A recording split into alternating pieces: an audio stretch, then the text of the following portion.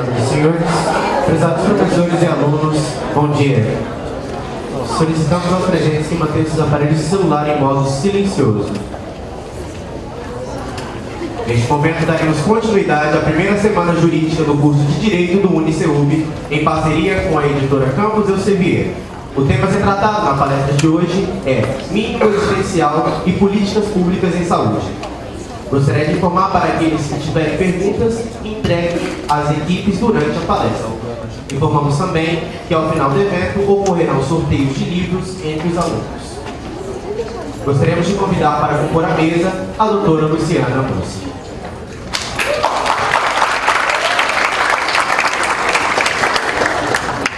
O doutor Álvaro Ciardini.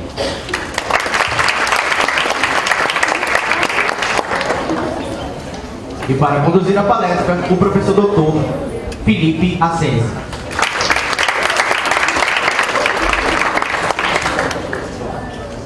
Desde já agradecemos a presença de todos.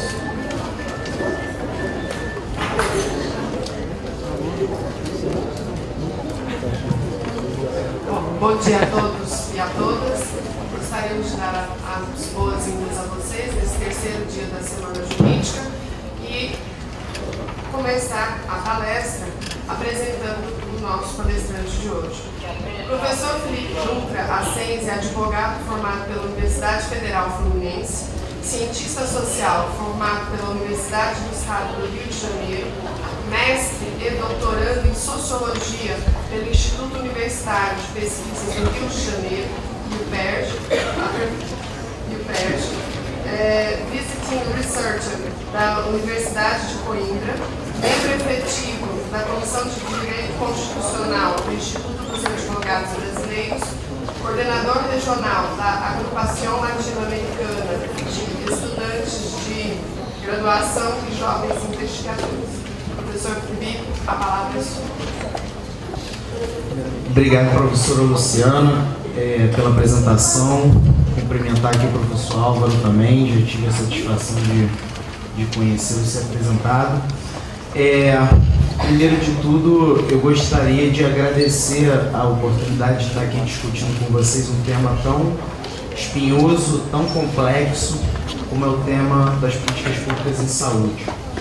E fico especialmente lisonjeado, né? Eu já tinha confidenciado com a representante da editora Campos, a Áurea, a minha satisfação de estar aqui hoje, porque a UniCeub foi a primeira vez que eu fui, na minha vida acadêmica, né, que eu fui citado em alguma publicação ou em algum evento de disciplina, foi aqui. Então eu já tinha criado um carinho especial pela instituição antes mesmo de estar aqui com vocês, né? Então para mim é uma honra e foi uma coincidência muito feliz estar aqui. A gente vai discutir, gente, um tema que apresenta muito mais pergunta do que resposta, né? Os debates sobre a judicialização e as políticas públicas de saúde no Brasil, pelo menos o debate jurídico sobre esse tema, ele é muito recente, né? Apesar do campo da saúde coletiva já discutir direito à saúde e os desafios do direito à saúde há pelo menos aí 30 anos, o fato é que o direito está começando a engatinhar nesse assunto, né? Ele está começando a tatear os assuntos sobre políticas públicas em saúde, de modo que o direito está num teste e reteste, né? Alguns avanços e alguns retrocessos, alguns desafios e alguns pontos positivos que surgem ao longo dessa empreitada das diversas instituições jurídicas no que concerne a efetivação do direito à saúde. Então o que eu quero discutir com vocês é justamente isso, né? É o estado da arte, digamos assim, quais são os principais desafios atuais e principalmente quais são os passos para trás, né? O que na verdade o campo do direito tem produzido, que na verdade tem sido uma certa problematização não tão positiva do que já tem sido feito em outros campos, como o campo da saúde coletiva, que está bem mais avançado do que a gente nas questões de direito à saúde. Até por causa da proximidade deles com a discussão sobre o que é efetivamente uma política de saúde, como que você implementa essa política, né? Então, a minha exposição ela vai seguir mais ou menos esses três momentos aí, gente. Primeiro a gente vai trabalhar, a gente vai discutir os direitos e a Constituição de 1988, né, que é o nosso principal referencial normativo. Depois a gente vai discutir o direito à saúde no Brasil e como que, na verdade, ele é um complexo que envolve não só o seu aspecto normativo, mas também aspectos políticos, sociológicos, culturais, econômicos e por aí vai. E por último a gente vai discutir os desafios contemporâneos e aí, sobretudo, né, o principal desafio que o mundo do direito suscitou, que é muito criticado por outras perspectivas e em outras ele é muito respaldado, que é a discussão sobre mínimo existencial e a reserva do possível, tá bom? Então a gente vai começar com essa primeira dimensão aí de discussão, que são os direitos e a Constituição de 1988. Primeiro eu quero partir de um pressuposto, quero combinar algumas coisas aqui com vocês, antes de entrar no nosso assunto aqui de políticas públicas em saúde. A gente tem um referencial normativo, que é o referencial constitucional, que é um referencial muito importante no Brasil, sobretudo porque o Brasil ele é tradicionalmente um sistema de civil law, portanto, o paradigma constitucional é um paradigma importante para a gente pensar o direito brasileiro. E a Constituição, ela na verdade surge a partir de um contexto social, político, econômico bastante específico, né? Ela nasce primeiro com o propósito de corrigir lá, ou pelo menos reduzir, ou reparar, né? Ou evitar os excessos, os descaminhos e os problemas que todo mundo sabe aqui do regime militar brasileiro, da década de 60 e 70. Além disso, é uma Constituição que vem claramente com uma proposta de reduzir diferenças sociais. Tá, isso daí a gente observa ao longo dos 250 artigos da Constituição, uma proposta bastante clara, bastante evidente, de trazer algum tipo de igualdade concreta para os cidadãos brasileiros. E por último, ela também busca fazer uma consolidação da democracia, né? A democracia, ela veio antes da Constituição, né? A gente começa a ter a transição para a democracia lá em 84, 85. A Constituição é uma Constituição de 88. Então a gente teve a Assembleia Nacional Constituinte e foi uma Assembleia Nacional Constituinte bastante, digamos assim, efervescente, né? Foram debates intensos a respeito de diversos assuntos, tanto é que ficou uma Constituição bastante garantista, né? E eu quero discutir com vocês 3 características dessa Constituição de 1988 que são muito importantes para a gente pensar qualquer direito, inclusive o direito à saúde, tá? Primeiro, é uma Constituição cidadã, né? É o apelido, inclusive, que foi concebido pelo próprio Ulisses Guimarães, né? É uma Constituição cidadã, uma Constituição que estabelece direitos e garantias fundamentais para todos os cidadãos brasileiros. Tá? Vamos pensar assim o artigo 5º da Constituição, que trata dos direitos individuais. O artigo 5º da Constituição tem mais de 50 incisos. O artigo 6º da Constituição, que trata dos direitos sociais, tem em torno de 7, 8 ou 9 direitos sociais. E aí o mais recente é pela Emenda Constitucional 61 de 2009, o direito à alimentação. O artigo 7º da Constituição tem mais de 40 incisos. E eu estou falando de 3 artigos de uma Constituição de 250. Tá? Então, o indivíduo no Brasil, ele é um indivíduo superdotado de direitos. E ele é superdotado de mecanismos para efetivar esses direitos.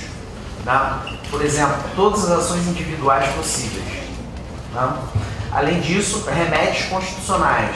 Habeas data, habeas corpus, mandado de segurança coletivo e por aí vai. Além disso, controle de constitucionalidade difuso e concentrado, lá com a DIN, a DPF, por aí vai. Além disso, instituições jurídicas, Ministério Público, Defensoria Pública. Além disso, juizados especiais, 5 juizados especiais. Juizado Especial Civil, Juizado Especial Criminal, Juizado Especial Federal, Juizado Especial da Violência Doméstica, né? E Juizado Especial contra a Fazenda Pública, que está aí na vacácio da lei, que tem que ser implementado até o final do ano. Então observem um indivíduo superdotado de direitos, superdotado de mecanismos para efetivar esses direitos. Tá? Isso é uma primeira característica e é um dado importante para pensar a saúde. A segunda característica é a ideia de Constituição compromissória. Como eu havia falado, a democracia veio antes da Constituição. Portanto, houve um debate intenso. Todos participaram praticamente da Assembleia Nacional Constituinte. O pessoal do movimento sanitário e o pessoal mais da mercantilização da saúde. O trabalhador e o empregador. O estudante e o dono da universidade. Né? Todos estiveram lá presentes, o MST e o latifundiário. Portanto, é uma Constituição que estabelece compromisso. Né? Compromisso no sentido do seguinte: eu só consigo aprovar o texto constitucional num contexto em que eu não tenho maioria política, porque há uma pluralidade partidária de opiniões, de partidos e tudo mais. Só consigo aprovar o texto constitucional num contexto em que eu não tenho maioria política, pactuando. Né? E uma técnica legislativa bastante eficiente para favorecer a pactuação é você alargar a abrangência semântica da lei. Né? Você utilizar termos imprecisos, termos que podem servir, digamos assim, aos dois lados. Então, por exemplo, só um exemplo breve, o artigo 7º, inciso 15 da Constituição, estabelece assim: o repouso semanal remunerado será exercido, aí bem nítido, preferencialmente aos domingos. E aí eu pergunto, né, questão de prova, o que é preferencialmente? É aos domingos ou não é aos domingos? É solto assim, pode ser qualquer dia da semana ou tem que ser no domingo? Observa, nesse debate específico você tinha a esquerda, que viria obrigatoriamente os domingos, e você tinha o que se chamava de centrão, que defendia, digamos, uma perspectiva flexível. Trabalhador e empregador pactuam. Como ambos não têm uma maioria política, eu só consigo concretizar isso no texto constitucional com abrangência semântica, preferencialmente. Né? E a Constituição está salpicada de compromissos, digamos assim. Por exemplo, o artigo 1º, inciso 4. São princípios da República Federativa do Brasil. Inciso 4. Valores sociais do trabalho. E do outro lado, da livre iniciativa, no mesmo inciso. Então, uma Constituição que nos dá a possibilidade de defender muito bem qualquer assunto. Né? Vocês, com a Constituição, fazem uma defesa excelente a favor do MST e contra o MST. A favor de política de cotas e contra a política de cotas, por exemplo. Tá? E a terceira é uma Constituição incorporadora. Ainda chega e diz assim: olha só, não só é a Constituição que está aqui nesses 250 artigos, mas também eu abro a possibilidade de incorporar tratados internacionais como normas constitucionais. É o que está no parágrafo 3º do artigo 5º. Olha, você abre a possibilidade de incorporar tratados internacionais de direitos humanos que forem aprovados por maioria qualificada no Congresso como normas constitucionais. Então está a Constituição falando assim: olha só, não é só o que está aqui não, você pode trazer de fora também. Por exemplo, o Tratado Internacional de Pessoas com Deficiência, que eu não sei o nome correto, mas é esse o tratado, ele é um tratado que ingressou pelo parágrafo 3º do artigo 5º como norma constitucional. Então, observa, uma Constituição bem garantista, bem aberta, bem pró-cidadão e bem pró-Estado, e bem pró-iniciativa privada, bem pró-instituições jurídicas. É uma Constituição que é garantista nesse sentido mais amplo possível. Né? E aí, a gente tem, por exemplo, essa charge. Né? E observem a data da charge, gente. Coincide com o aniversário de alguma coisa, né? Com o aniversário da própria Constituição. Foi o dia que nasceu a nossa Constituição. Uma Constituição garantista como é a nossa, obviamente, ela vai trazer um desafio para o legislador posterior, né? Porque ele vai ter que regulamentar diversos dispositivos que o legislador originário não regulamentou por uma questão do compromisso, da ausência de maioria política, mas principalmente para o cidadão superdotado de direitos e de mecanismos para efetivar esses direitos. Então a charge, o autor aí foi quase que um vidente, né? Porque ele no mesmo dia da publicação ele já estava prevendo uma questão que ia ser uma questão importante no Brasil, né? E a charge ela evidencia que os direitos no Brasil eles são muito mais dependentes de variáveis externas ao campo do direito, como políticas públicas, economia, o campo da cultura jurídica, da cultura do cidadão brasileiro, do que propriamente do que está escrito ou não num determinado texto constitucional, né? Então essa charge é muito interessante e eu queria já começar compartilhando com vocês. E a outra são essas duas imagens aí, né? Aí eu vou ser um pouco mais ousado, eu vou tentar fazer aqui uma metáfora. Na estética, né, quem leu já um pouquinho de estética, sabe o seguinte: quadros pequenos, eles precisam de molduras grandes, tá? Eles utilizam molduras grandes, como é o nosso primeiro lá, né? Uma moldura grande no sentido de mais grossa, né? Mais vistosa. E quadros grandes utilizam molduras pequenas, né? Esteticamente é assim que funciona.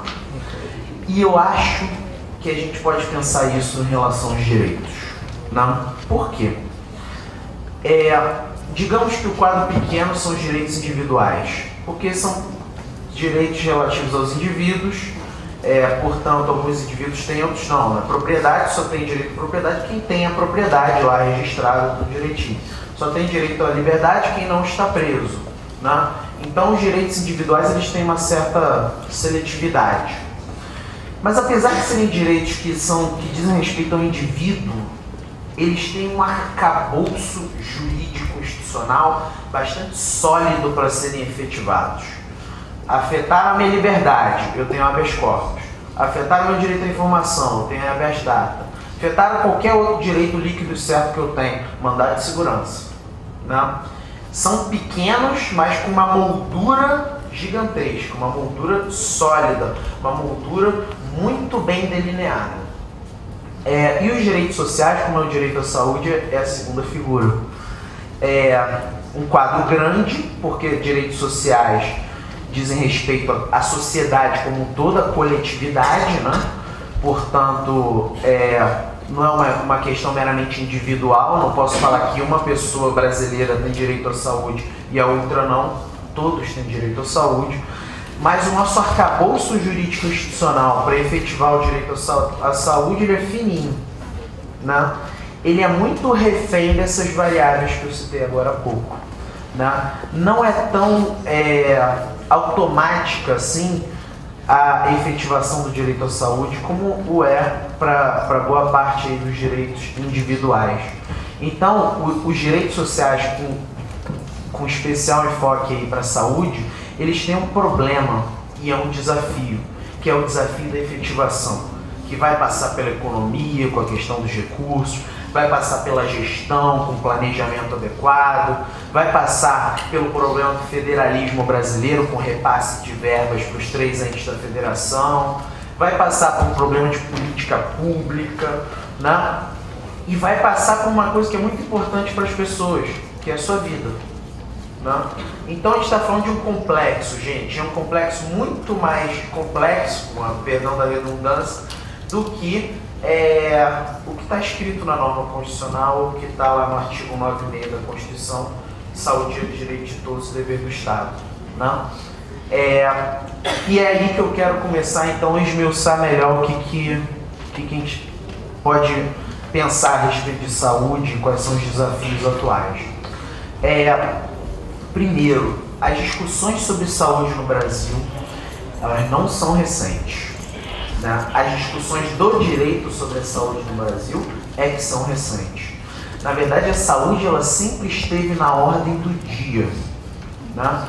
A partir de diferentes máscaras, a partir de diferentes enfoques, mas a saúde sempre foi discutida no Brasil, pelo menos no século XX, do início do século XX, com as primeiras intervenções do Estado, que inclusive originaram a revolta da vacina, né? Então a saúde ela sempre foi um tema público, né? Ela sempre esteve no debate público.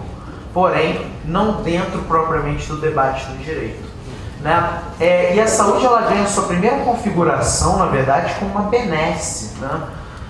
Fortemente ancorada no intervencionismo estatal, né? E a figura mais visível é a figura do Oswaldo Cruz, né? Fazendo a sua política de maior prevenção, né? Com a vacina, e a população faz uma revolta contra uma política de saúde do Estado. Por quê? Né? A gente nunca para pensar nisso, mas era um problema cultural. Era um problema cultural. Saúde, né? E na época, né? Você tinha que cortar o braço, não era uma vacina, uma agulhinha, não, se cortava o braço e introduzia. Observe que coisa estranha, você está na sua casa e aí uma pessoa bate na porta de jaleco, né? Com pequena faquinha assim para cortar o seu braço, introduzir um líquido no seu braço que segundo ele tem o vírus que você quer defender, que você quer ficar imune, só que é um vírus enfraquecido, né?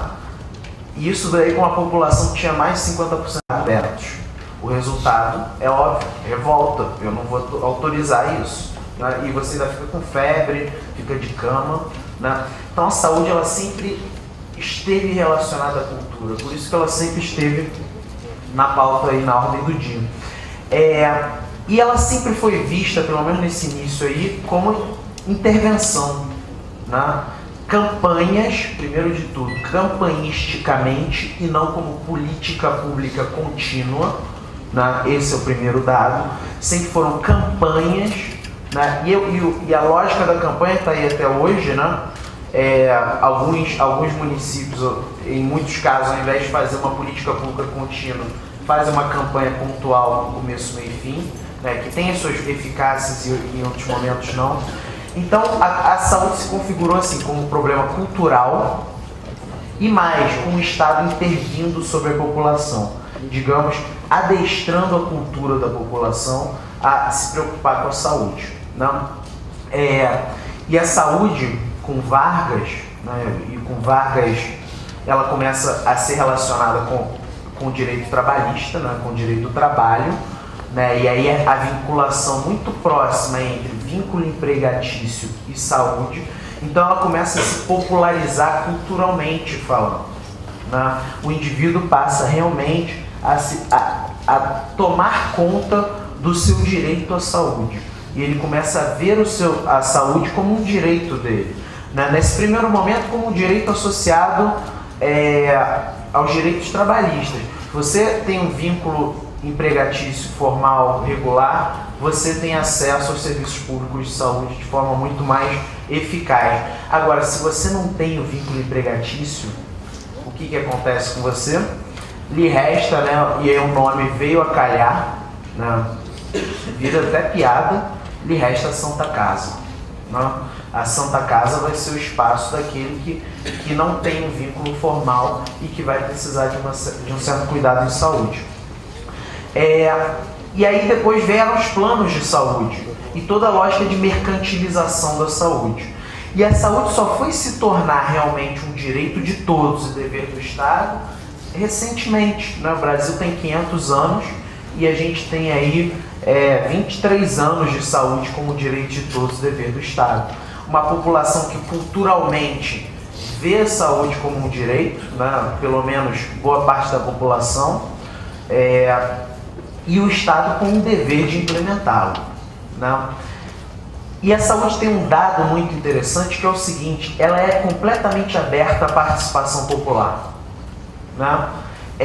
Isso é um dado bem paradoxal, porque o primeiro canal de participação popular que a saúde teve foi a Conferência de Saúde, e que foi objeto Vargas, né? A primeira Conferência Nacional de Saúde foi lá no Vargas, né? No regime varguista, que não era dos mais abertos assim para uma participação popular na decisão sobre os rumos do governo. E hoje em dia a gente já tem aí, salvo engano, a 13ª Conferência Nacional de Saúde. Existem conselhos de saúde também, em que o cidadão pode participar junto com o gestor e junto com o profissional de saúde na deliberação sobre as políticas de saúde, né? E conferências e conselhos estão nos 3 níveis: federal, estadual e municipal.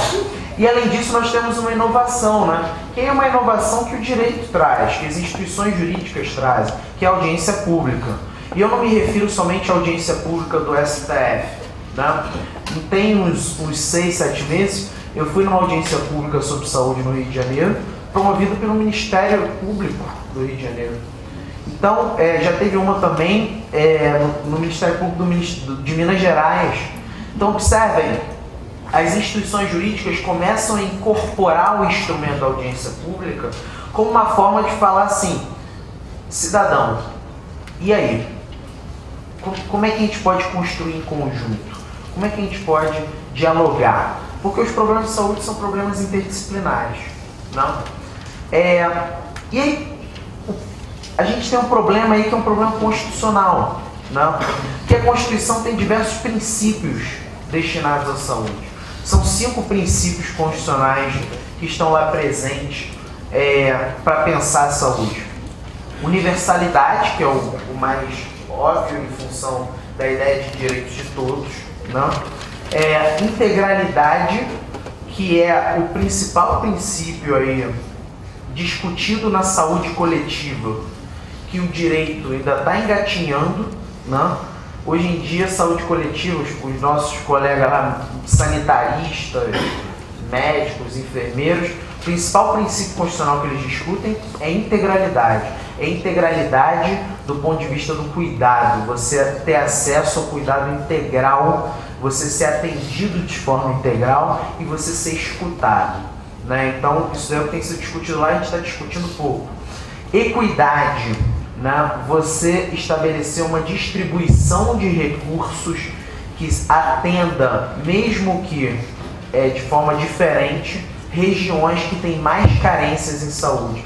Vocês pegarem um orçamento em saúde da União, em função do princípio da equidade, região norte e nordeste tem um aporte de recursos maior, justamente em função das suas maiores carências no sistema de saúde, né? Descentralização, né? Descentralização, que na verdade é um desafio, né? Principalmente quando a gente pensa no repasse de verbas para os estados e municípios. E por último, participação popular, que é o que eu já falei.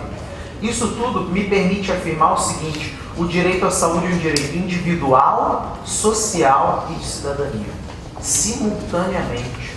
Individual no sentido de que nem o Estado, nem as demais pessoas podem afetar o meu direito à saúde, né? As pessoas têm que se abster de fazer uma lesão corporal em mim, tem que se abster de me passar algum tipo de enfermidade, né? Então, nesse sentido individual, porque seja um dever de abstenção. Social, porque seja um dever de ação. O Estado tem que fazer políticas públicas para implementar da melhor forma possível as políticas de saúde, né? Sejam elas políticas públicas de prevenção, sejam elas políticas públicas para curar, sejam elas políticas públicas de exame, vacina e tudo mais, de pesquisa para novas tecnologias e tudo mais. E cidadania, porque pressupõe participação popular. É um dos direitos que, por incrível que pareça, é um dos mais politizados em termos de participação popular que tem no Brasil. Por mais paradoxal que seja, né? E na verdade, assim, pressupõe uma responsabilidade dos três poderes, do Executivo, do Legislativo e do Judiciário.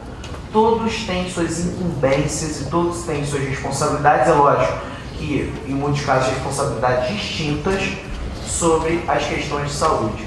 O fato é que a gente tem um arcabouço jurídico institucional, que é um arcabouço excepcional, com princípios, com diretrizes, com estratégias, com normas, né, com o SUS, né, bem estruturado normativamente, né, com toda uma filosofia por trás muito bem definida, muito bem desenhada e muito bem estruturada, e o mundo das coisas, né, e o mundo como ele é, né, quando a gente vai ser Nelson Rodrigues, quando a gente vê a vida como ela é, a gente vê que os desafios estão aí. Portanto, o problema não é um problema estritamente jurídico. ele é um problema de outras variáveis, político, econômico e por aí vai. Então, quais são esses desafios? Onde é que estão os desafios? Já que o desafio não está propriamente na norma, né? Ou se está na norma, são desafios menores frente a esses outros desafios, né? Onde que estão, então?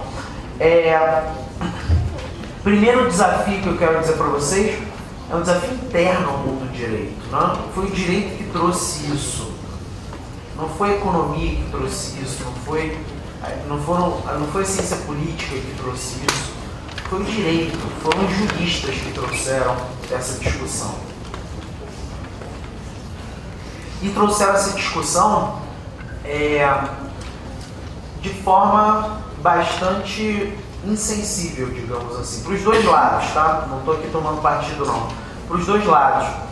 É uma discussão que não contempla a complexidade do problema, mas é a discussão que foi original dos juristas, e depois eu vou fazer discussões originais de outros campos, né? Mas vamos discutir aqui a discussão original aqui dos juristas. Mínimo essencial e reserva possível, né? É uma importação insensível da Law and Economics, principalmente dos Estados Unidos, né? Um pouco da Alemanha, mas principalmente dos Estados Unidos. Law and Economics nos Estados Unidos é um campo, né, que tem uma alta produção intelectual, uma alta sofisticação.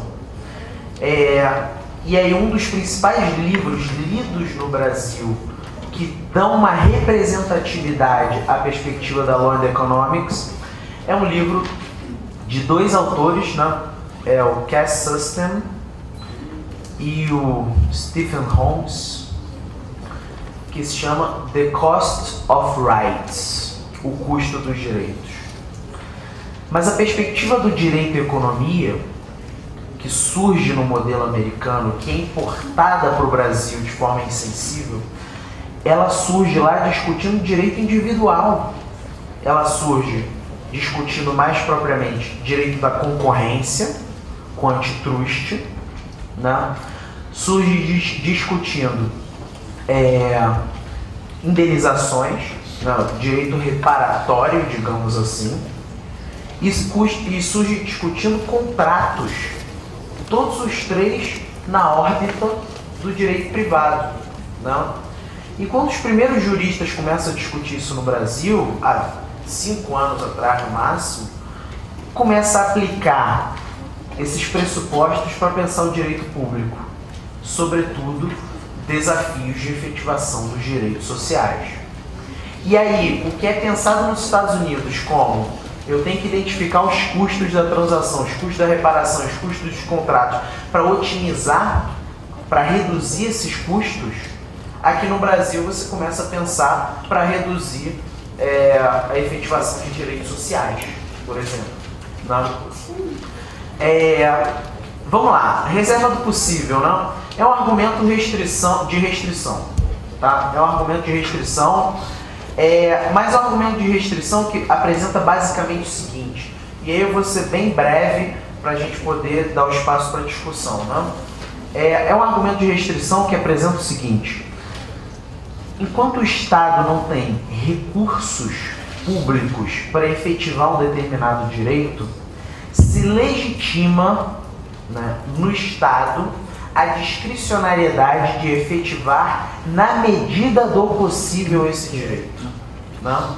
Então, a reserva do possível legitima o Estado a não efetivar o direito, pelo menos plenamente.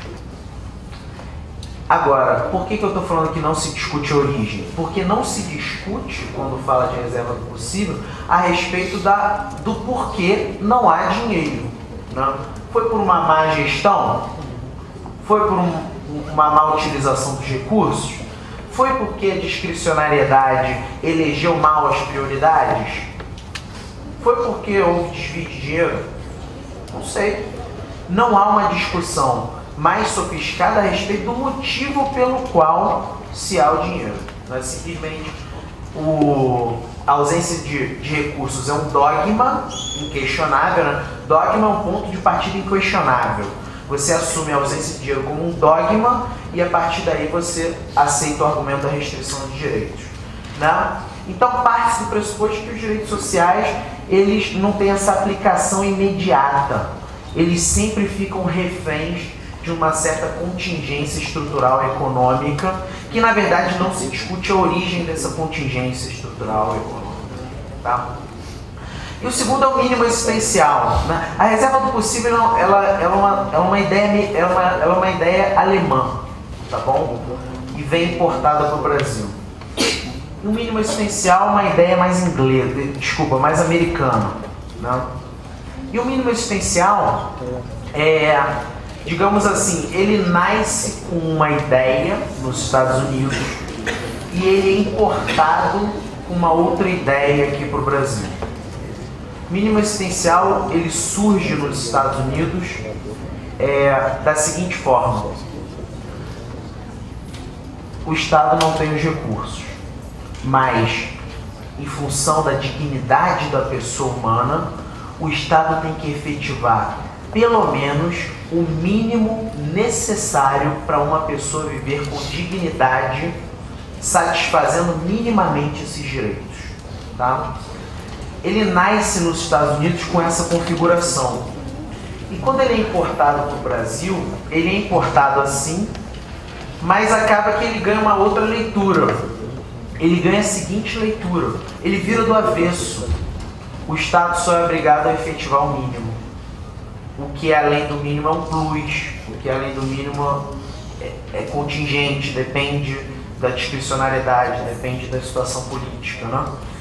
E a grande questão é a seguinte, e é uma questão de delegação e representação que eu vou usar, sabe quem? O Rousseau.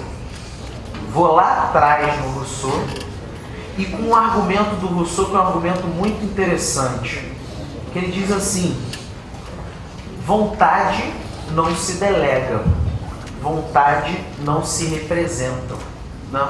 O desafio do representante, daquele que é delegado por alguém, é o fato do seguinte: aquele que é o representante nunca vai conseguir exprimir a vontade dos cidadãos, ou a vontade, como ele diz, a vontade geral. Sempre, o que o representante entender como vontade geral vai ser sempre uma caricatura da vontade das pessoas.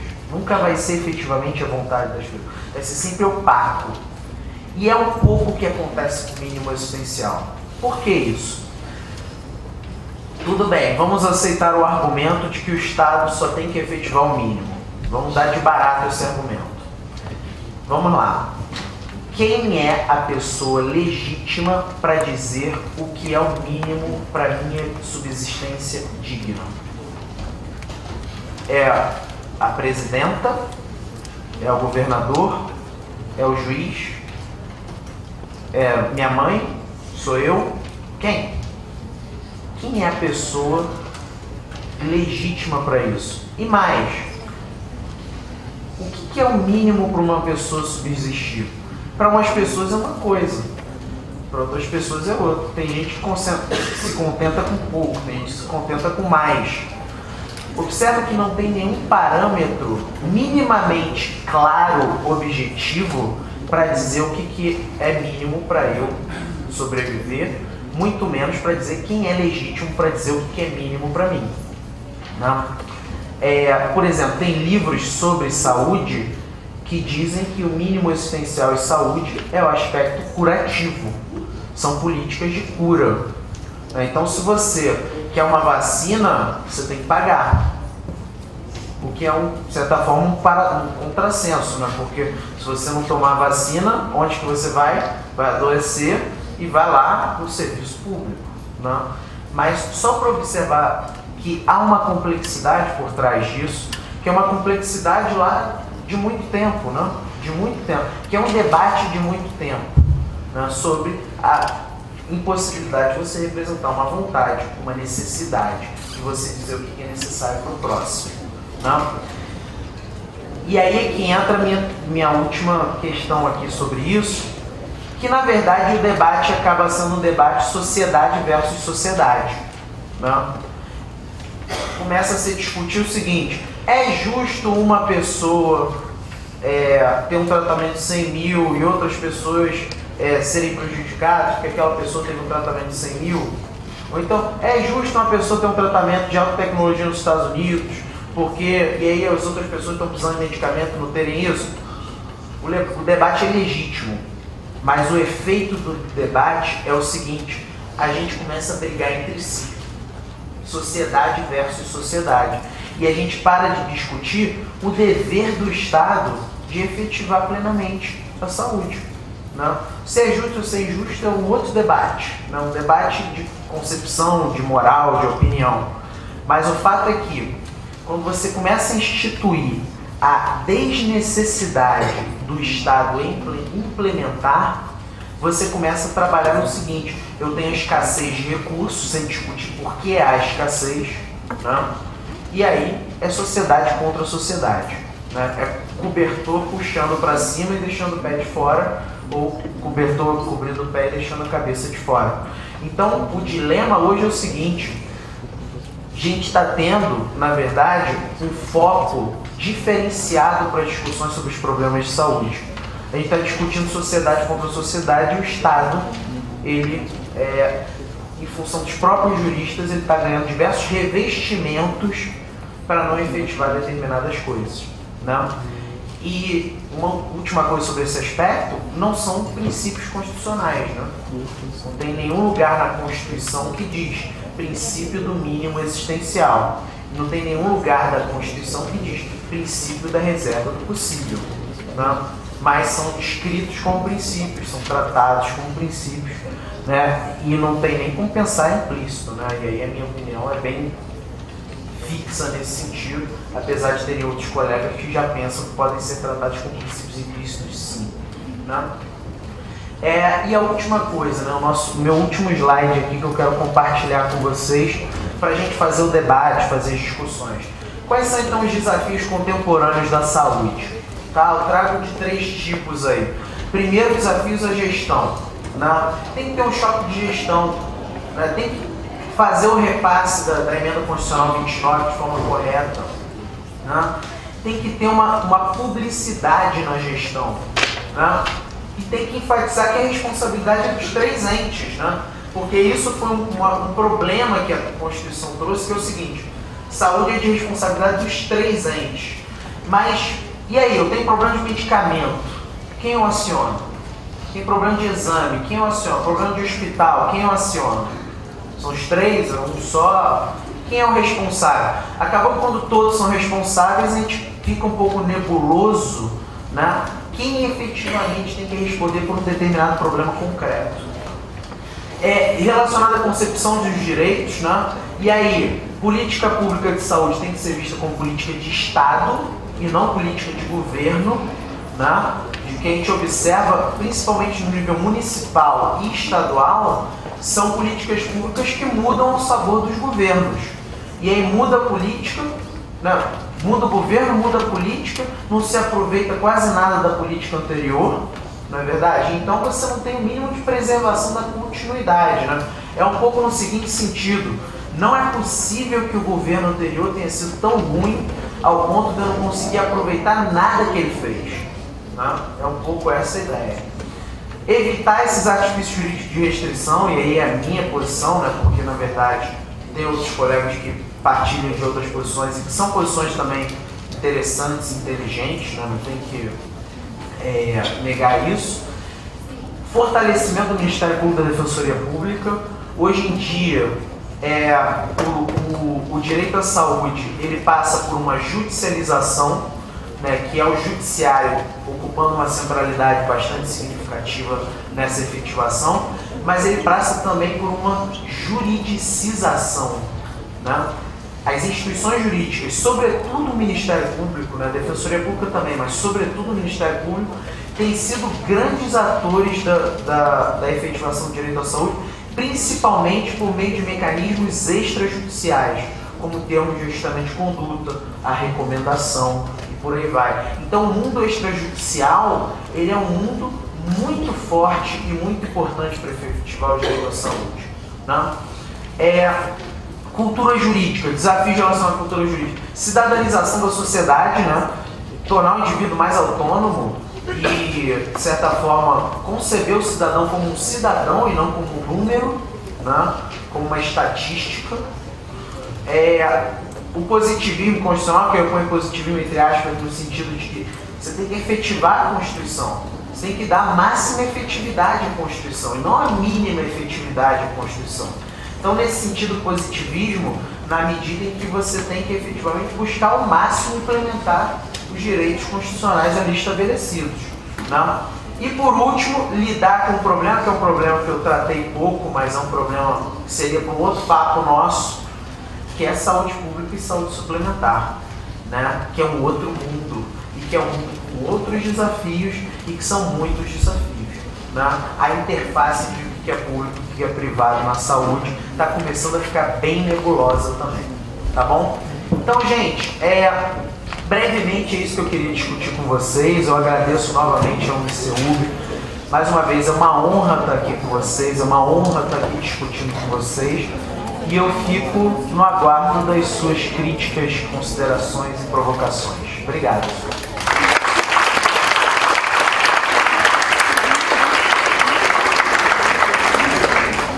Obrigada, professor Felipe. Então, estão abertos os debates e gostaríamos de solicitar, então, aqueles que querem realizar perguntas, entregar perguntas para o professor Felipe, que façam a entrega das suas questões por escrito às auxiliares e encaminharão a mesa.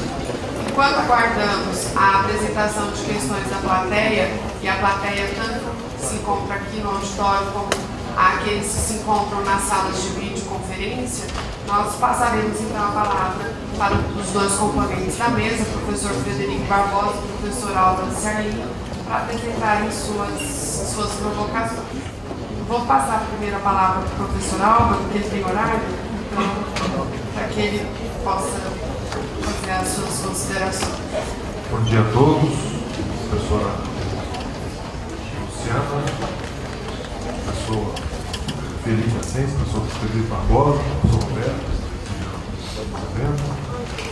assistência dos alunos. Eu quero, em primeiro lugar, dizer da satisfação que eu senti agora em ver uma exposição tão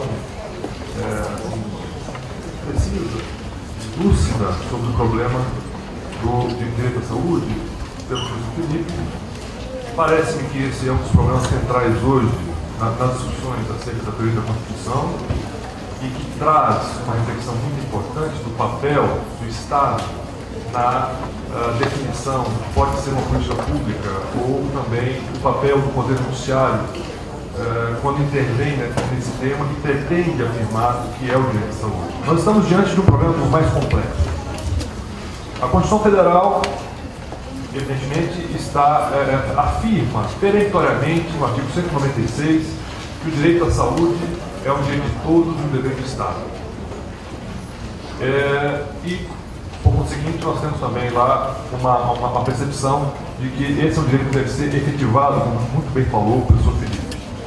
Por outro lado, nós temos a jurisprudência do Supremo Tribunal Federal, que parece-me leu apenas a primeira parte do artigo 196 e depois de dever do Estado colocou um ponto ali onde não existe um ponto. Eu quero ouvir sobre isso. Porque quando fala que essas políticas, que esse direito deve ser implementado por meio de políticas públicas, e no artigo 198, quando ele fala como devem se estabelecer as instâncias deliberativas acerca do que é, do conceito do que é a saúde, inclusive, e sobre os limites de afirmação desse direito, o Supremo Tribunal Federal nada diz sobre esse assunto e acaba afirmando, né, de uma forma substancialista esse direito e acaba dizendo, então, que algumas pretensões individuais devem ser atendidas.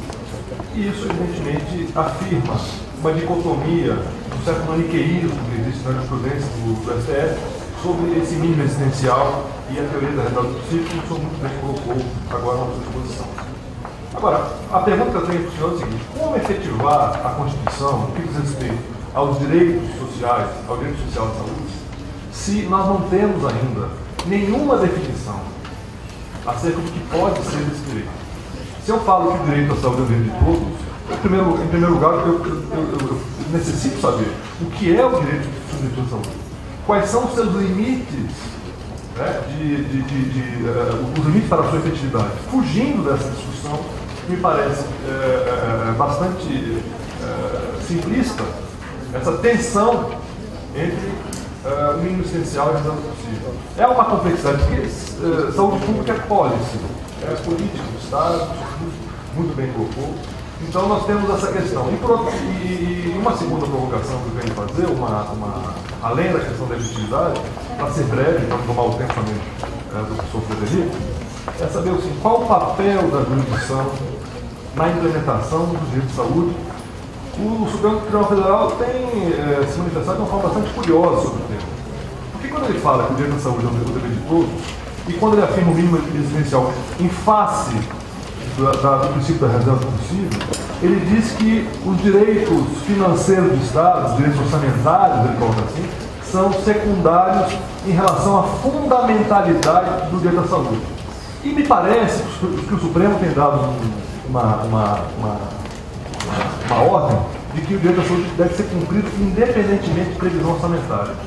Isso nos causa um outro problema, que é como preservarmos ainda essa dimensão republicana do nosso Estado e como que vamos, inclusive, atuar dentro do aspecto da obediência às leis orçamentárias enfim, as questões, inclusive, como que vamos aplicar essa lei sem incidirmos, inclusive, riscos penais, etc. Né? Então, nós temos esses problemas a receber e eu quero então ouvir sobre essa questão. Muito obrigado. Pode ser? Professor Frederico. Bom, bom dia a todos. Eu vou fazer comentários bem breves.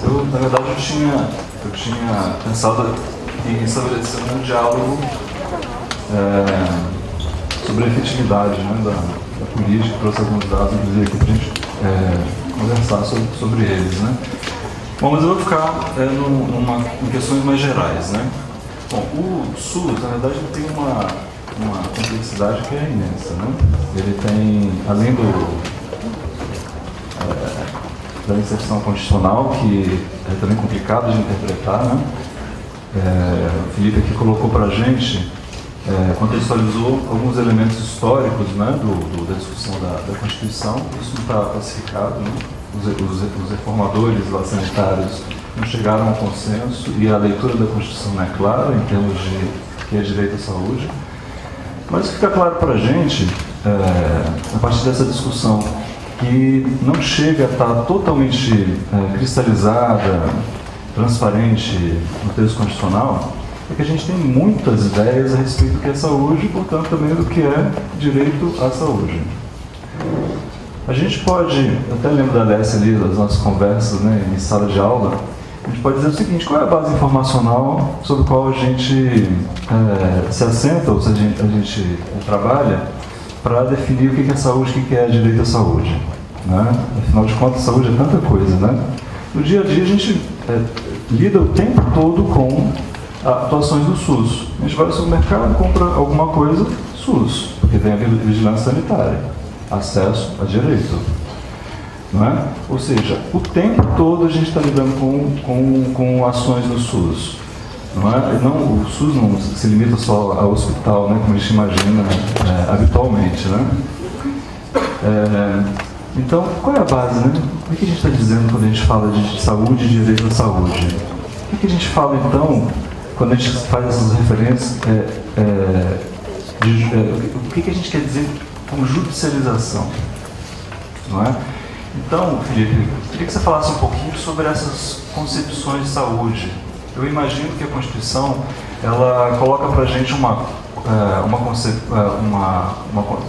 concepção que é ambígua, opaca, e a gente pode dizer o seguinte: olha, o que está escrito na Constituição não se refere só a um serviço ou a uma prestação de saúde relacionada ao hospital.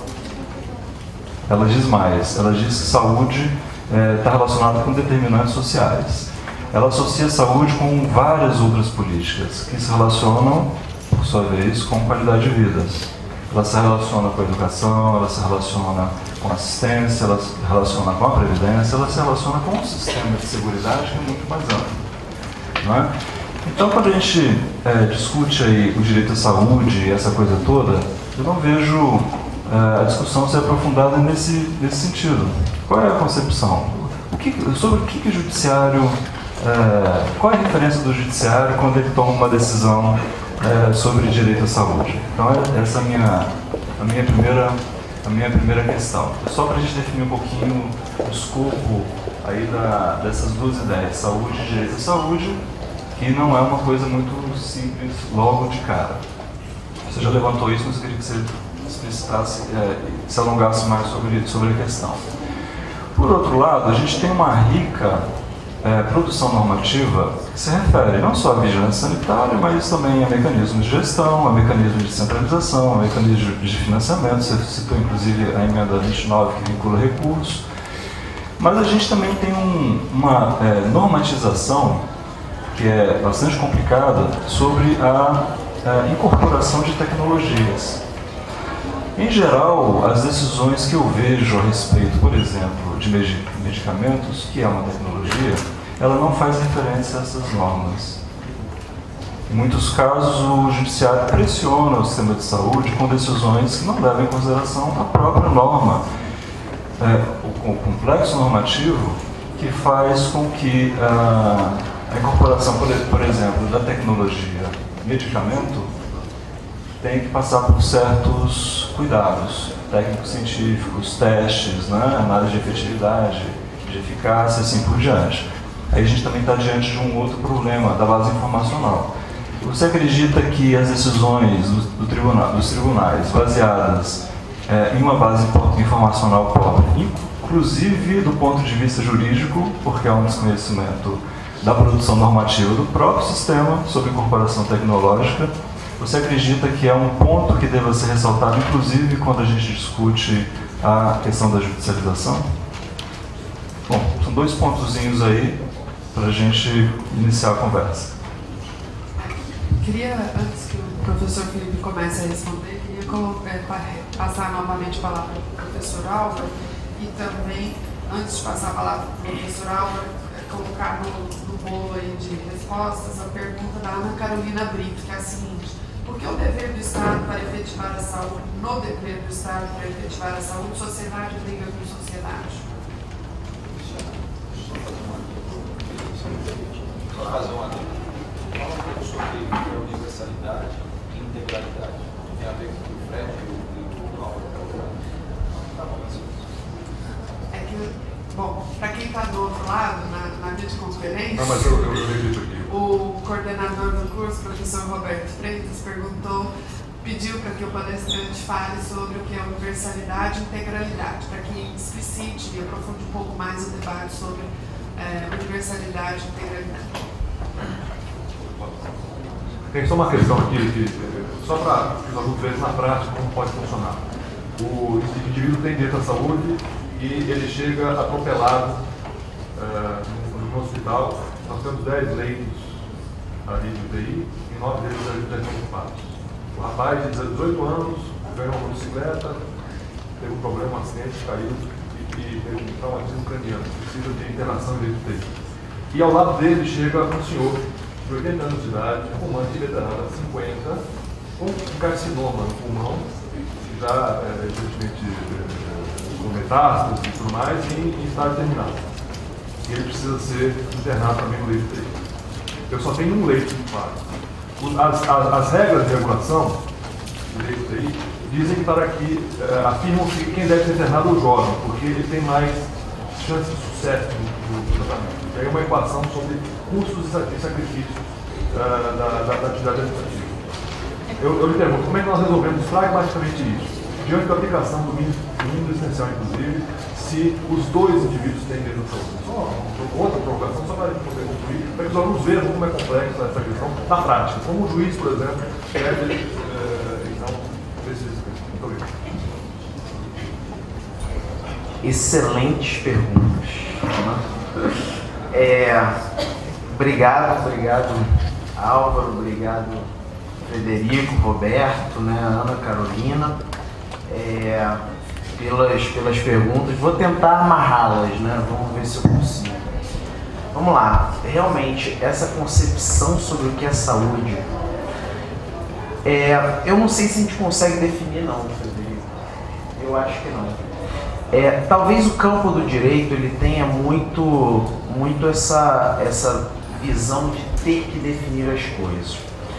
Mas eu não sei se dá para definir, confesso para você, o que é saúde, né? O que tem, eu consigo falar assim, o que pragmaticamente tem sido utilizado como saúde. Isso consigo responder, que é a concepção constitucional, né? Você pega e você faz uma análise sobre petições iniciais que o Judiciário tem lido sobre saúde, 99,9% cita o artigo 96 lá, a concepção, o artigo 198 também. Então, eu acho que conceitualmente é que é o desafio. Pelo seguinte, se a gente olha para os nossos amigos lá sanitaristas, eles defendem justamente que não tem que ter uma definição, né? Você não tem que fechar o conceito. Pelo contrário, você tem que abrir o conceito, você tem que fazer um conceito guarda-chuva que, de certa forma, amplie e abarque cada vez mais situações concretas. Então, talvez seja por isso também que tenha ocorrido essa indefinição do movimento sanitário, pelo menos em algumas partes da saúde, e de cristalizar na Constituição uma definição sobre saúde que é bem aberta, né? É cura, mas também prevenção, são os 3 níveis, são os 3 entes da federação, né? São os aspectos que envolvem tratamento, que envolvem medicamento, que envolvem tudo isso. Então, acho que essa indefinição, ela acaba passando pelo próprio reconhecimento e pela própria bandeira do movimento de reforma sanitária, que ficou muito forte na produção dos artigos de saúde, de fazer uma concepção guarda-chuva de saúde, nesse sentido, né? Uma concepção abrangente que incorpore e abarque a maior pluralidade possível de casos concretos. Mas agora, o que tem sido produzido aí sobre concepção do que é saúde, que não esgota o debate, né? Pelo contrário, mantém o debate, é o paradigma constitucional, né? Sobre que são conceitos jurídicos indeterminados, são conceitos jurídicos abertos, e que, na verdade, revelam o seguinte: o desafio vai parar onde? Eu tenho um conceito jurídico aberto, indeterminado, amplo, eu tenho o desafio dos recursos e eu tenho as instituições jurídicas. Obviamente, as pessoas vão nas instituições. E as instituições, como elas têm um paradigma muito forte, legalista, um paradigma legal muito forte, principalmente do ponto de vista constitucional, acaba que pleitos que se fundamentam em pedidos, em normas constantes na Constituição, recebem uma adesão quase que automática. Daí a preocupação do Álvaro em relação ao STF, né? Porque também é um dilema para o magistrado, e esse teu exemplo eu acho fenomenal, né? Porque ele não está lidando com a lógica de vencedor e sucumbente, né? Não tem aí a lógica do sucumbente, que é uma lógica processual, né? Aqui você tem uma lógica de direito, né? E necessariamente vai haver algum tipo de problema jurídico quando você tem lá um leito para 2 pessoas ocuparem, né? A economia ela tem uns estudos interessantes sobre teoria dos jogos, que trata justamente desses dilemas e dessas questões, e que é um impasse, né? É um impasse. E fica a escolha daquele que vai julgar, seja ele o médico que está atendendo lá, que vai definir o seu critério objetivo de atender quem chegar primeiro, seja o outro que não foi atendido pelo médico, ele vai lá no judiciário e o judiciário vai determinar uma liminar para ele fazer o pleito, para ele ser internado ou naquele hospital ou em outro hospital, ou seja lá quando ele vai no Ministério Público e o Ministério Público faz o termo de ajustamento de conduta com o secretário de saúde, ou seja lá quem for, para resolver essa questão. Então observem que as estratégias elas também vão ocorrer em função da própria indefinição da saúde. E aí o que a gente vai ter é o protagonismo das instituições jurídicas.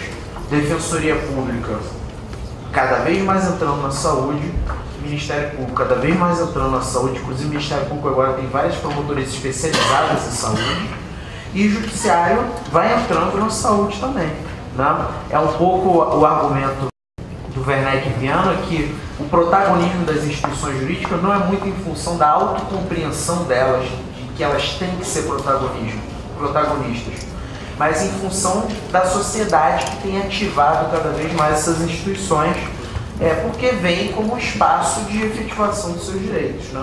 Então acho que definir conceitualmente não consigo não, né? Integralidade e universalidade, eu acho que uma boa estratégia é essa que você colocou, você pelo menos pensar em o que não é, né? Já que é tão pegajoso, é tão escorregadio pensar o que é, eu acho que você pode, um primeiro passo é começar a pensar o que não é, né? Então, você olhar a partir da realidade concreta, dos casos concretos, o que não é uma política integral, o que não é uma política universal, o que não é uma política que descentraliza, né? Então, eu acho que um bom caminho é esse. Universalidade, mais uma vez, definir princípios vai cair no problema do argumento da reforma sanitária, que a questão era não definir, justamente para abarcar. Então, se eu tivesse que dar uma definição jurídica, universalidade significa que a saúde é um direito de todos. Mas aí eu tenho problema do que é saúde e quem são todos, né? E integralidade é um pouco mais denso, é uma lógica de que você tem o direito de ser atendido em todo o seu complexo psicossocial, biológico e por aí vai, e você ter acesso a todos os serviços de forma integral e bastante significativa, né? Talvez seja por isso, e eu comecei minha exposição falando, que o judiciário e as instituições jurídicas em geral estejam tateando muito as questões de saúde. Daí o fato de utilizarem pouco as legislações sobre novas tecnologias, né? Até porque o paradigma constitucional ele é quase que virou um mantra, né? Se eu alegar artigo 96 ou artigo 98, eu já tenho bons argumentos de autoridade, então, argumentos de princípio lá do Perelman, né? Eu tenho bons argumentos de princípio através dos quais eu possa debater. Então, acho que por isso que o judiciário ele também não mobiliza, seja porque as partes não mobilizam, né? E aí o juiz ele tem que julgar na medida do possível lá o que está constando, né? Os argumentos não, mas o pedido sim. Mas seja porque o próprio judiciário também ele não tem uma compreensão muito sofisticada, até porque não tem como ter, né? É um assunto muito específico que demanda, na verdade, um aprofundamento, uma especialização, para de repente usar essa legislação mais própria de novas tecnologias, que é uma legislação muito importante para pensar esses temas. E por que sociedade? Sociedade no seguinte sentido. O caso que o professor Álvaro colocou aqui é um caso muito interessante. Eu posso resolver esse caso falando assim, o Estado tem que implementar, tá? Tem 2 pessoas em um leito. Eu falo, o Estado tem que implementar, seja construindo outro leito na hora, né? Estou usando os argumentos, tá, gente? Estou falando isso. Seja construindo outro leito na hora, seja providenciando um outro leito em outro hospital, eu posso usar esse tipo de argumento, né? Ou seja, o meu foco aqui é no Estado. Ou eu posso usar o seguinte argumento: não é justo que o cara que fumou 50 anos ele entre na CTI e o cara que teve um acidente eventual fique de fora, né? Observe que eu já vou pesar uma situação a partir das minhas opiniões, dos meus valores, das minhas crenças, né? Do que eu acho justo ou injusto, tá? Mas aí é que tá, aí eu estou fazendo sociedade contra sociedade, eu estou fazendo um problema social contra outro problema social, e eu tiro a discussão sobre o Estado. É lógico que eu tenho que pensar sociedade com sociedade, mas eu não posso pensar sociedade com sociedade exclusivamente. Eu tenho que ter o referencial do Estado e do dever do Estado também, né? Foi nesse sentido. Tá? Não sei se eu respondi. Tentar ajudar um pouquinho nessa coisa da integralidade, Claro, diga aí. porque eu acho que você levantou um dos conceitos de integralidade, né? Que é o direito do sujeito a ter Na verdade, todos os procedimentos, desde do mais básico até o de mais alta complexidade dentro do sistema. Essa é uma ideia. Nunca foi, na verdade, tratado juridicamente, é um princípio geral dos estudos, né? Mas a integralidade ela também está ganhando outro sentido em função da necessidade de regular um sistema como um todo. Então, a integralidade ela passa a ter uma função de organizar a relação do setor privado com o setor público. Por quê, gente? Olha só, na verdade o judiciário só lida com o setor público, né? Basicamente, o que ele obriga mesmo é o setor público, fundamentalmente. Ele obriga muito pouco o setor privado, né? Só que, qual é o problema? Há uma relação desses dois sistemas que é uma relação que é opaca, não é? O setor público, em geral, fica com o tipo de procedimento que é mais caro e não interessa o setor privado, não é? Então, um sujeito que é de plano, por exemplo, que compra um plano, ele usa o seu plano de saúde privado, mas quando ele precisa de um serviço de alta tecnologia, de alta complexidade, de alto custo, ele vai no setor público. Ora, a gente tem um sistema que deveria ser sistema. Na prática, ele é segmentado.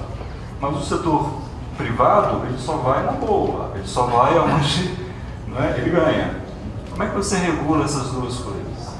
Ou seja, você tem um conceito de integralidade para tentar fazer um gerenciamento desse sistema que é segmentado, mas que deveria ser integral na sua forma de gestão. Então, há uma tentativa de processamento jurídico desse conceito de integralidade exatamente para existir critérios, para se ter critérios jurídicos para melhor relacionar o público e o privado. Ainda sobre a questão da integralidade, eu tenho aqui uma pergunta da Mariana Álvares do Amaral. Ela pergunta o seguinte: o mínimo, ela diz o mínimo possível, eu acredito que seja o mínimo existencial, né? Pode afetar direta ou indiretamente o princípio da integralidade?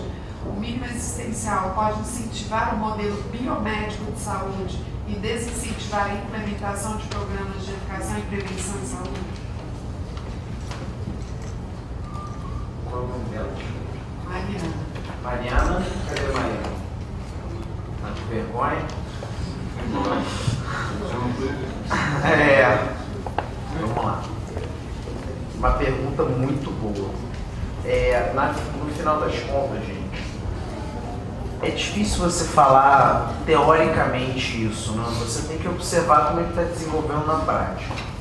Mínimo existencial pode afetar a integralidade? Pode. Não, pode. Se o exemplo que eu dei, se mínimo é só aspecto curativo, está afetando a integralidade, né? Assim como se mínimo é só acesso a serviços de média complexidade, não de alta complexidade, de baixa complexidade, está afetando a integralidade, né? Então, o mínimo existencial pode sim, né, afetar a integralidade. E a outra é desincentivar programas de educação e prevenção de saúde. Se você entende como mínimo só aspecto curativo, também pode, né? A grande questão é a seguinte: assim como há uma opacidade sobre o que é saúde, há uma opacidade sobre quem é legítimo para dizer o mínimo e mais sobre o que é o mínimo em saúde, né? Então, na verdade, o mínimo ele pode ser um grande argumento não para a efetivação do direito de saúde, mas para a restrição do direito à saúde, para sufocar o direito à saúde, para reduzir o direito à saúde. A gente observa principalmente argumentações de advogados públicos. Eles utilizam o mínimo e a reserva do possível como argumentos desse tipo, né? Que o Estado pode ir até aqui, depois daqui não seria um dever do Estado, né? E entra também na lógica de como que você discute interface com o plano de saúde, né?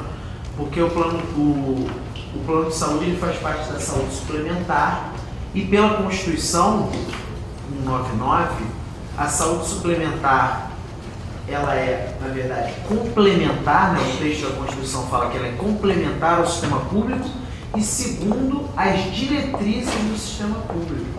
Então, o próprio sistema de saúde complementar, e apesar de isso não ter sido muito discutido, né, ele tem que respeitar a integralidade. Ele tem que respeitar a integralidade. Nesse sentido da política, né, da estrutura, da compatibilização do sistema público e também no sentido mais cotidiano, de atendimento, de acesso a serviços, de acesso a medicamentos. Né? Bom, temos mais 6 perguntas. Eu vou tentar agrupar aqui, nós tentamos agrupar. Tem 3 que versam sobre a tensão entre texto constitucional e realidade.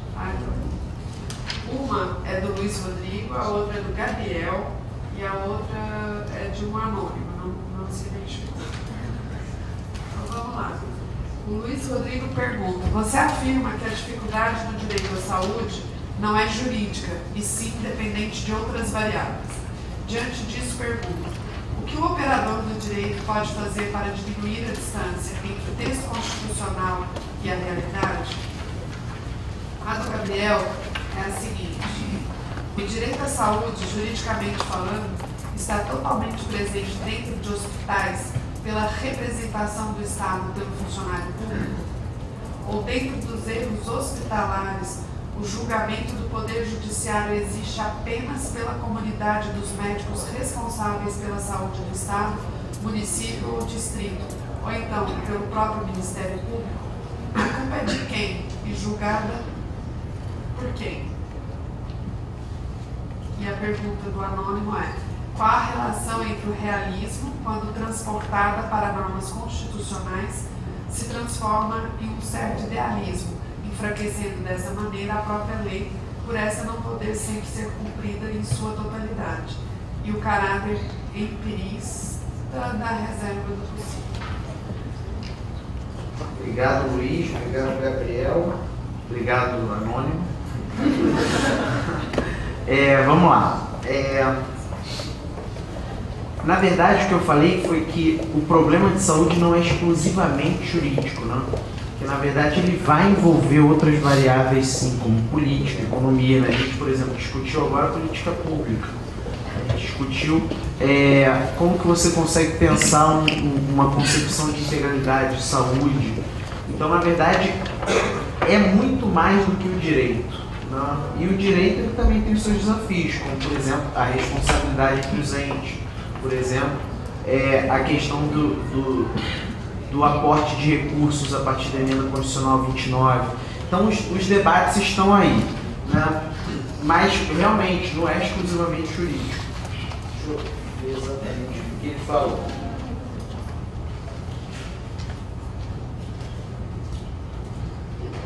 Sim.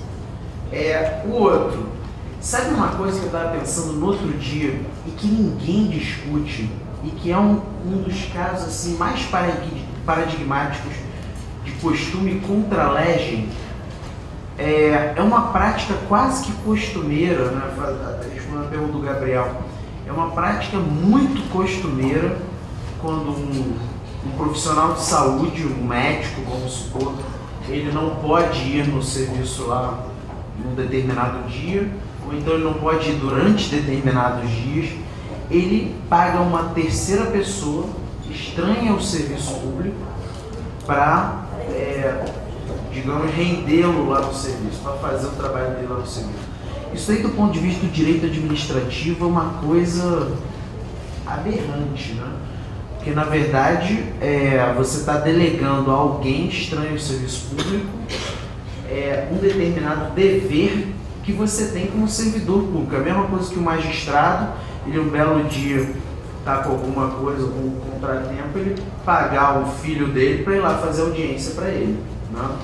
Então, isso também é um costume contra a legem dentro do cotidiano, que não é só exclusivo de médico, de enfermeiro, de fisioterapeuta, de profissionais de saúde que estão no serviço público, que é um problema, né? E que o direito não enfrenta, né? Você perguntar para um médico que faz isso, o que ele acha disso, ele acha normal, ele não vê como algo ilegal, como algo censurável, né? Então o problema está no cotidiano? Sim, tem diversos desafios no cotidiano. Tem desafios nas instituições jurídicas? Sim, certamente tem desafios nas instituições jurídicas.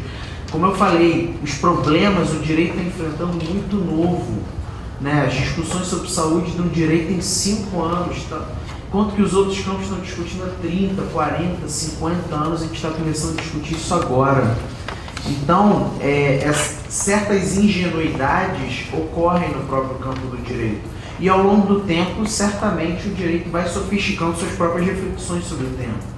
Né? Daí eu acho que vai ter uma reflexão mais apurada, menos achista, digamos assim, sobre Ministério Público, Judiciário, sobre profissionais e por aí vai. E o realismo e idealismo é o dilema, né? É o dilema de qualquer direito, né? O que está na norma e o que está na realidade. É o dilema de qualquer direito. E está lá desde a Revolução Francesa. Tá? Pega, por exemplo, o que o La Salle escreve depois do século XIX. É isso, é o dilema das forças sociais que influem na produção jurídica e como que, na verdade, quando você volta para a sociedade, aqueles direitos não estão bem encaixados. Né? Pega, por exemplo, vou dar um exemplo aqui fugindo, leiam a Lei de Execuções Penais. Né? A pessoa que lê a Lei de Execução Penal fala assim, é o melhor lugar do mundo para se morar. Né? A prisão arejado, bem com celas confortáveis, espaço, metro quadrado e tal, tudo ótimo, banho de sol, refeições com nutricionista, negócio. Se o marciano lê a Lei de Execuções Penais, é para lá que ele vai querer ir. Né? Ele vai falar, é lá que eu quero morar. E seguro, lugar seguro, tem um monte de segurança. Então, observa, é o dilema de qualquer direito, as práticas são muito diferentes da teoria. Né? É o dilema, por exemplo, da Lei Maria da Penha também lá. Direito penal inteiro diz, prisão é o último recurso. E aí o juiz aplica prisão é o último recurso na Lei Maria da Penha e está mandando o agressor e a vítima para casa. Né? E é o dilema do direito, é a tensão entre teoria e prática. E é um dilema contínuo, não é o que vai se resolver. Ainda mais num contexto como o nosso de civil law, que o que vale são normas gerais e abstratas. Né? Quanto mais abstrato a gente for, melhor.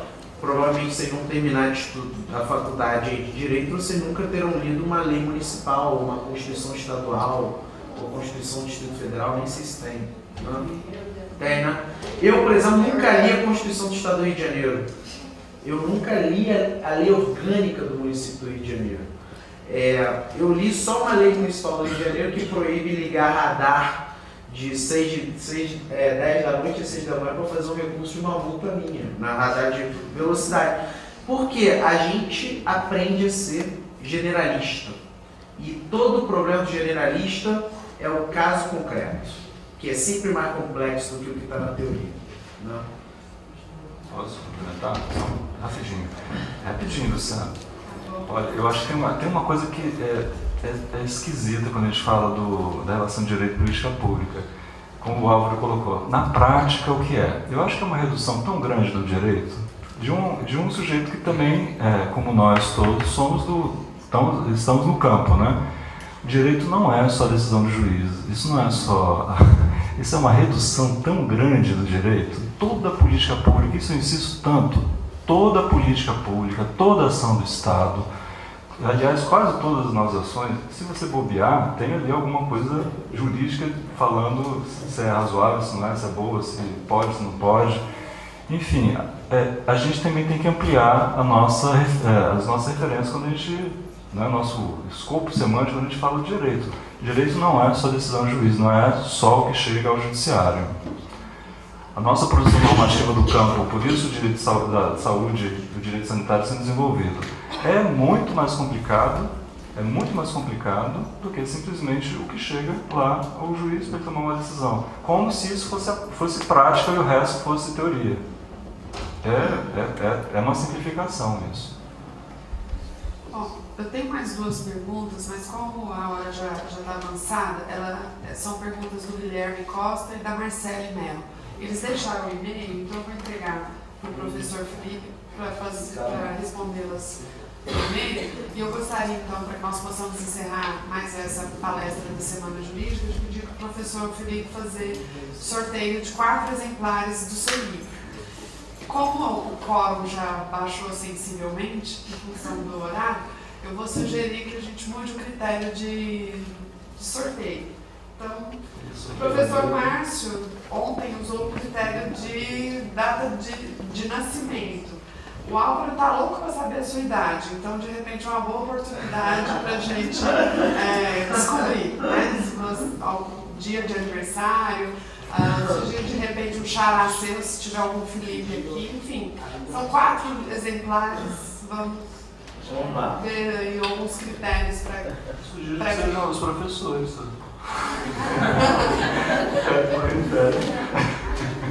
Vamos considerar as bases. Comprovar com a documentação.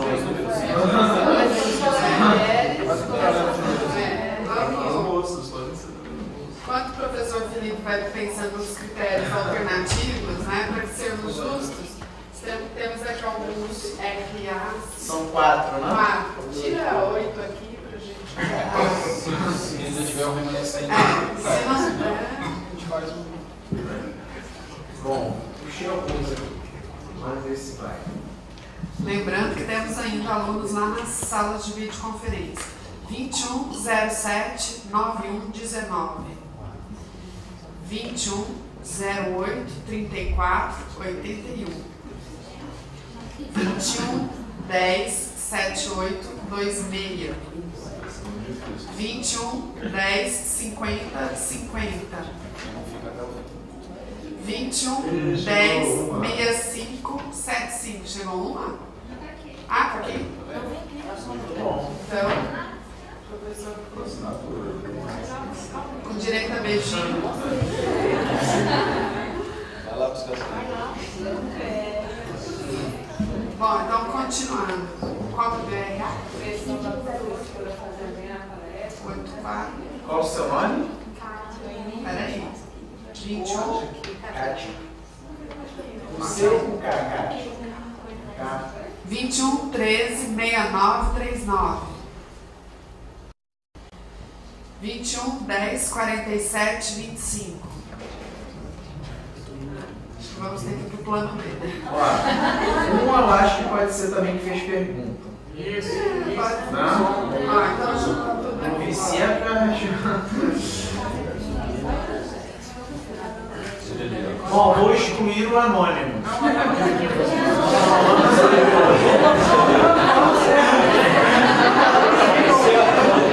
Senão todo mundo vai ser anônimo. Ó, saiu o Guilherme. Tá. Então, Guilherme, não sei se ele ainda tá aqui. Tá.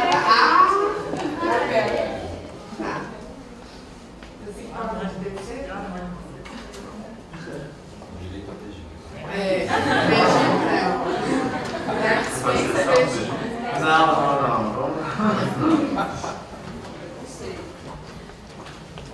Cátia, vai dar a prova.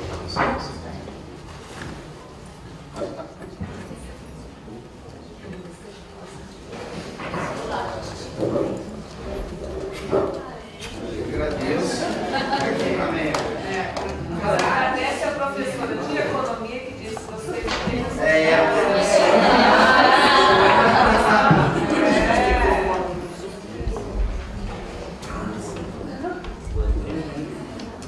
Vou entregar para o Guilherme agora.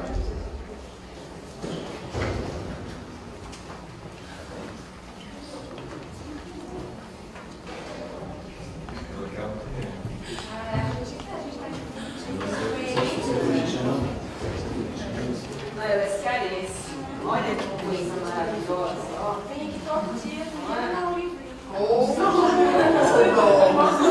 É cearense, autêntica cearense, né? Que é esse flamenguista cearense, não. É cearense. O povo nasce no Ceará, eu sou flamenguista. Ela não, ela é cearense. Autêntica. Guilherme, obrigado, meu amigo. Tá aqui. Quando você lê, depois eu quero as críticas, hein? Faltam 2. E agora os dois? Vamos descobrir. Uma sugestão, professor. Ó, não pode ser ninguém com a camisa do Ceará. Ai, que eu sou flamenguista. Quando eu bati o olho, eu falei, não. Isso é provocação. Não, mas vamos lá, para manter a boa relação internacional entre as culturas. Ceará. Para para demonstrar que não tem ressentimento. Eu pergunto quem é flamenguista agora, para ser justo. Seu nome é? Yuli.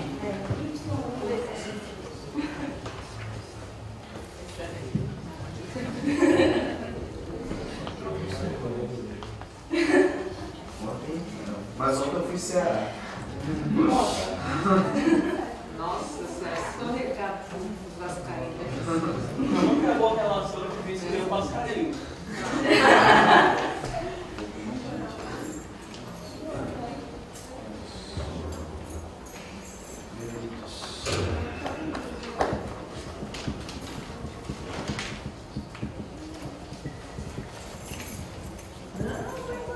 Temos uma gestante aqui também, viu? Olha só. Alocação de recursos escassos.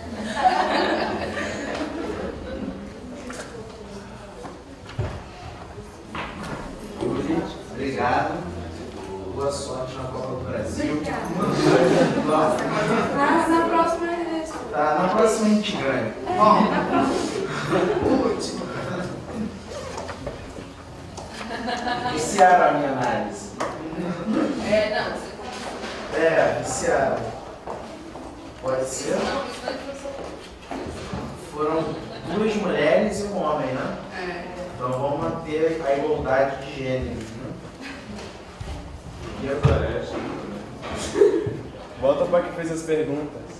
Não, essa critério já se foi. É que eu fiz, aí eu queria ganhar um. Quem é que perdeu pra sala aí? Tem sala de videoconferência. Eu também acho que é justo. Você estava na outra sala? Eu acho que Então, é justo. Pode.